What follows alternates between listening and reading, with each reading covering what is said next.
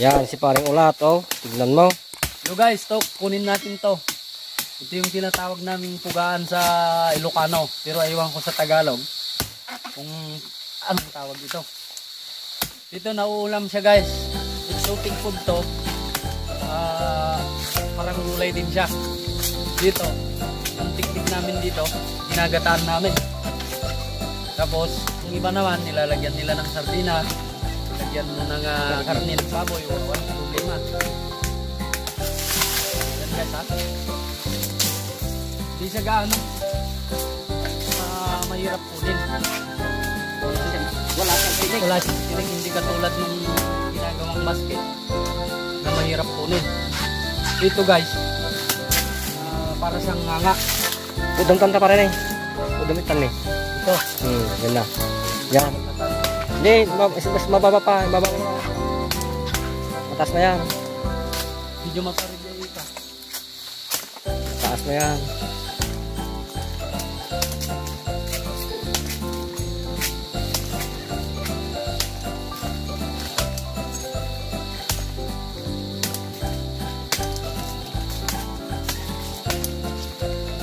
Tagal mag-ubod tong pan na to. Years na bakante. Puto datan pa rin, tulong mo lang yan.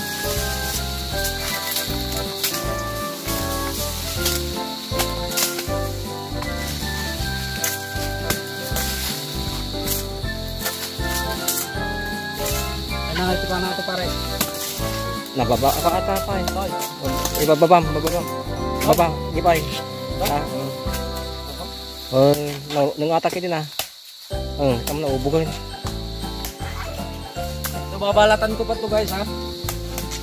Masyado kasing mataas yung pagkapanos pa. Nuno niya. Kaya matatagalan ka dyan. Abutan ka ng kulog at kidlat.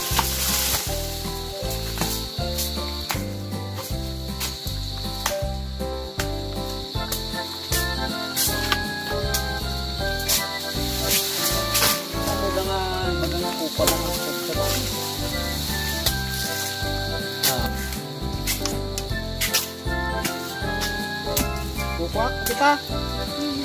Dito guys, babalatan na natin ha. Ito yung matibay, yung parang buhok-buhok. Kulay itim. Kinikilaw pa ito. So may teknik yung pagluluto dito guys kasi medyo makat ito pagka hindi mo nakaliskisan. Kinakaliskisan nito yung kulay puti. Kung naabot mo na yung ubod niya, so kailangan mo pang kaliskisan bago lutuin.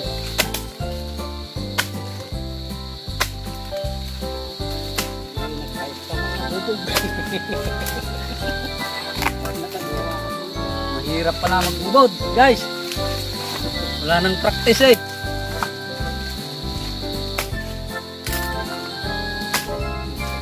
Parang abutin ako ng 2 taon pa dito.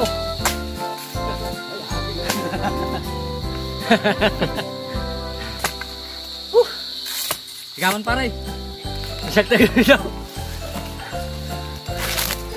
Kaya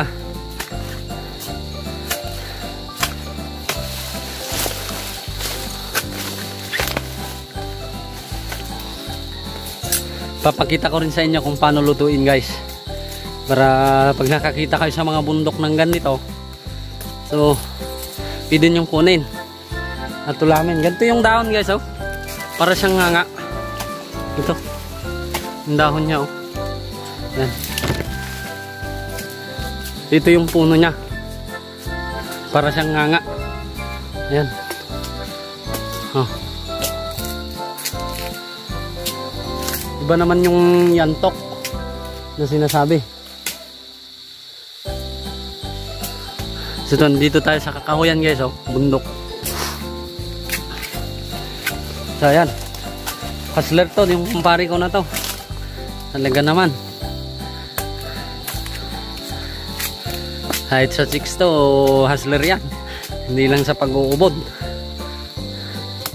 Oh. Talaga naman. Kabisadong kabisado. So yung kinukuha lang natin guys, yung ubod lang niya, yung pinaka dulo talaga siya. Yan ang nauulam.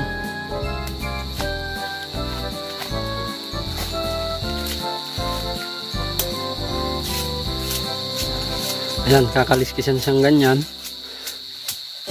para maalis yung mga nasa ibabaw hanggang lumabas na yung ubod.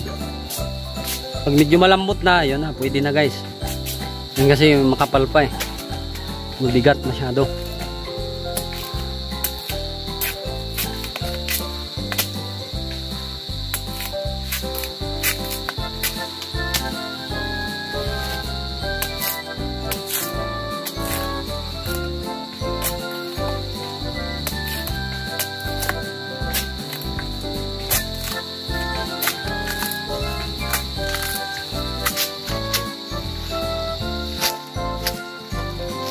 Ayan na guys yung ubod niya. Mga 2 balat pa.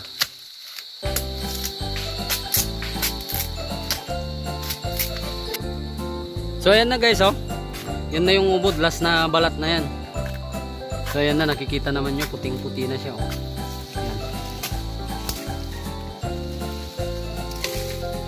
Ayan. Yan na yun yung ubod guys. Yung kulay puti na yan. Pwede na yan. Puputulan lang konti kasi hindi naman pwedeng malambot pag dadalhin mo kasi mababali siya. Kailangan medyo matigas pa. So ayan na siya guys. Oh, makikita nyo malambot na siya. Ayan.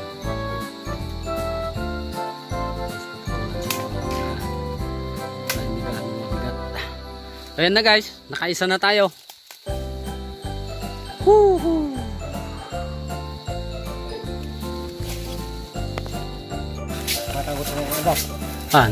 Dito guys, ayun oh, makita nyo malaki.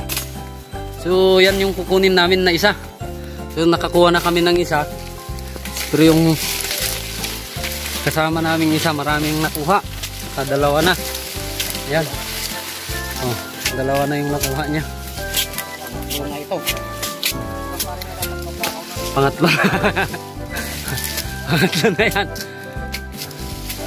Oh.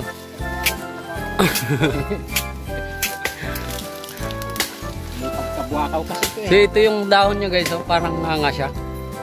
Ayan oh, makikita nyo parang nganga. So yan, ganyan siya kung kunin, puputulin mo lang tapos kunin.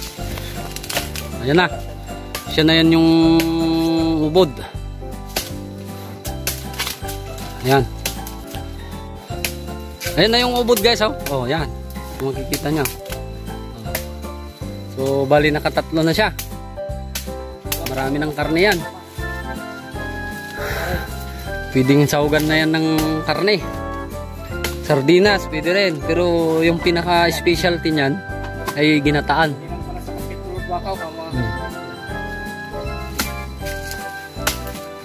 Yan yung kumpare kong isa. Hustler yan. Hindi lang hustler sa pag-uubod yan, hustler sa chicks din yan. Oh yan, nabuwal na. Oh. Oh.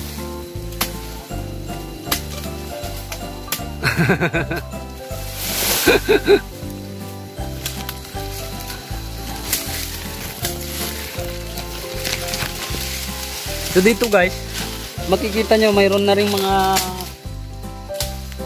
bakas ng mga baboy ramo dito.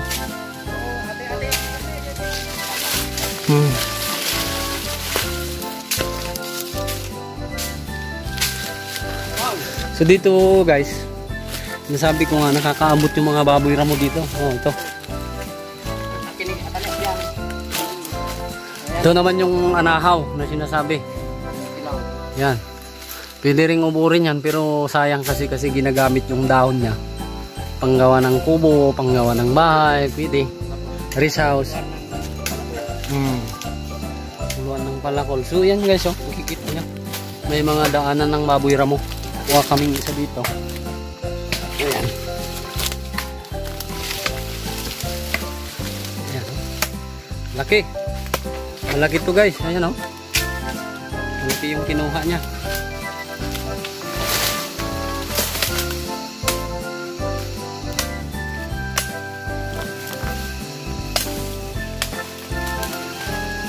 Di pa bandana di ata pare. Di pa bandana di ata. Iubog na. Oh, malaki to guys oh. Nakikita naman ninyo yung puno niya oh.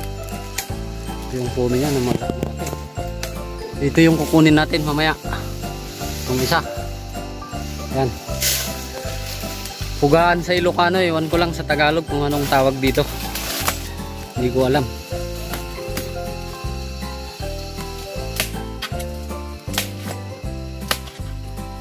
Malaki yan guys oh.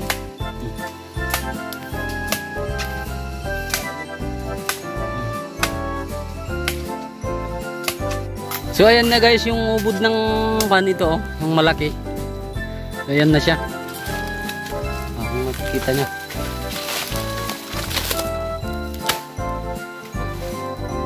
Yan na yung ubod niya. Oh. Yos. Okay. Kukunin pa namin tong isa. Para makauwi na kami.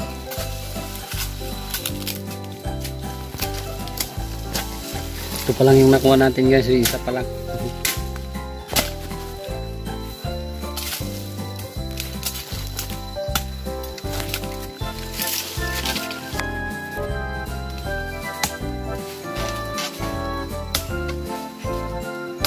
Ganyan yung pagkuha guys oh. Estimate lang. Huwag naman masyadong mataas para hindi siya makuha yung ubod niya kaagad.